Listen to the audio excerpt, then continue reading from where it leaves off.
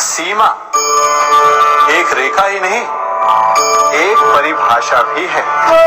सीमा हर किसी की होती है, प्रेम की, धैर्य की, मित्रता की और शत्रुता की भी। और जो सदैव सीमा में बंधे रहते हैं वो सामान्य मनुष्य बनकर रह जाते हैं, परंतु जो समय आने पर सीमा तोड़ देते वही भविष्य बनाते हैं। क्योंकि सीमा केवल आपको मर्यादा में नहीं रखती, आपको बांधती भी है।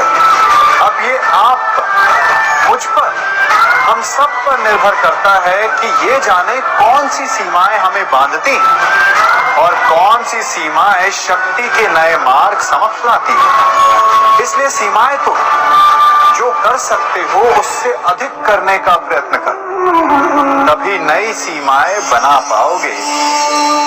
भाग्य क्या है?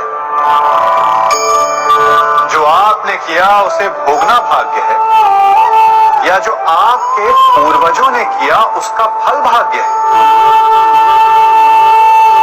नहीं, भाग्य वही है जो आपने किया, क्योंकि हर मनुष्य को अपने कर्मों के फल भुगतने होते हैं।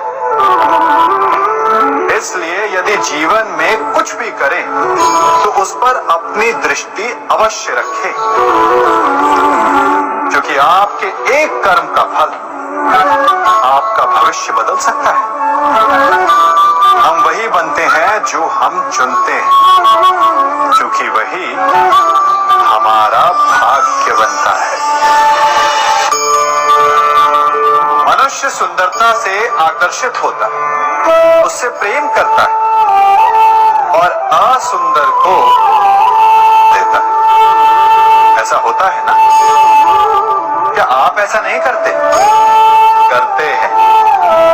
तो सुंदर और असुंदर की परिभाषा क्या है? इस आकर्षण और विकर्षण का कारण क्या है? कभी सोचा है? कभी सोचा है कि जिससे आप प्रेम करते हैं, जिसके प्रति आप आकर्षित होते हैं, अचानक से उसके लिए मन में वितृष्णा आ जाती है, और जिसके प्रति घृणा होती उसके लिए एकाएक आपके मन में प्रेम उमड़ आता है। कारण है दृष्टिकोण। क्योंकि सुंदरता आपके मन में होती, आपके सोच में होती, आपके दृष्टिकोण में होती।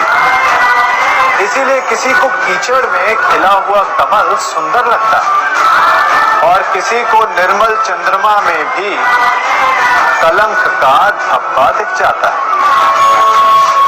यदि आपको सुंदरता अनुभव करनी, हर पल आनंद में रहना है, तो अपने दृष्टिकोण को सुंदर बनाएं और अपने आप सब कुछ सुंदर बन जाएगा।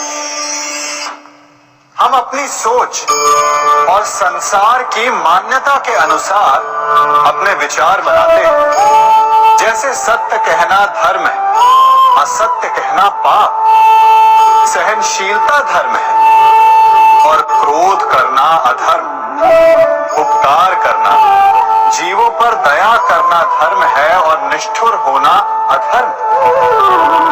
परंतु क्या यही सत्य है?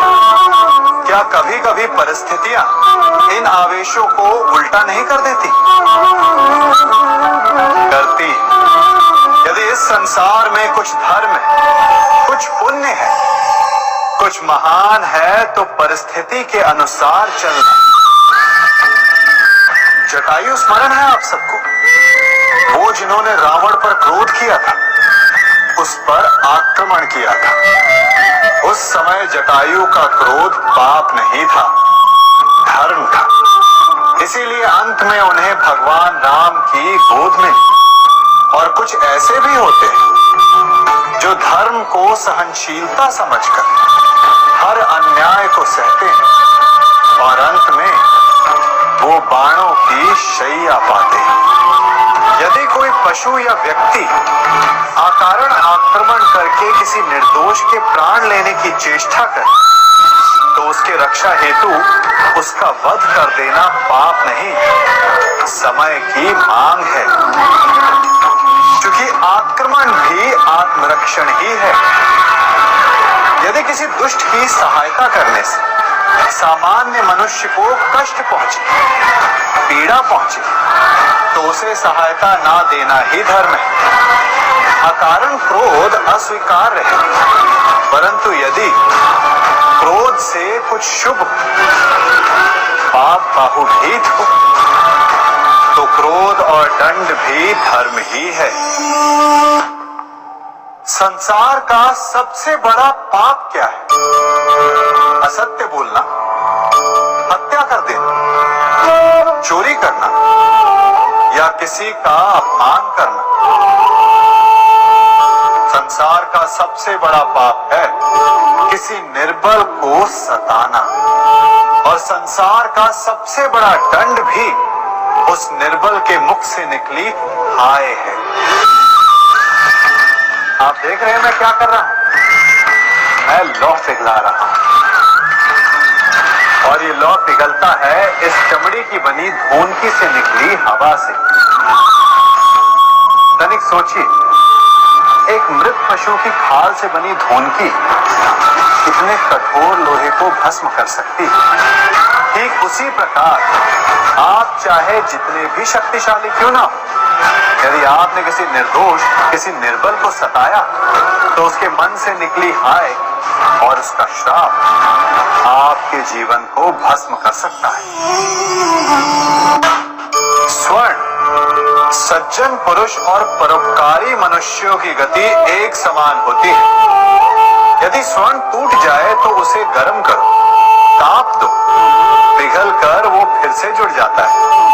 ठीक उसी प्रकार मतभेद होने के पश्चात भी एक सज्जन पुरुष और महान पुरुष फिर से मित्र बन जाते हैं। परंतु दुर्जन दुष्ट माटी से बने लोग उस पके हुए मटके के समान होते हैं कि जिनमें यदि एक बार दरार आ जाए तो वो स्वयं ही स्वयं का सर्वनाश कर लेते हैं।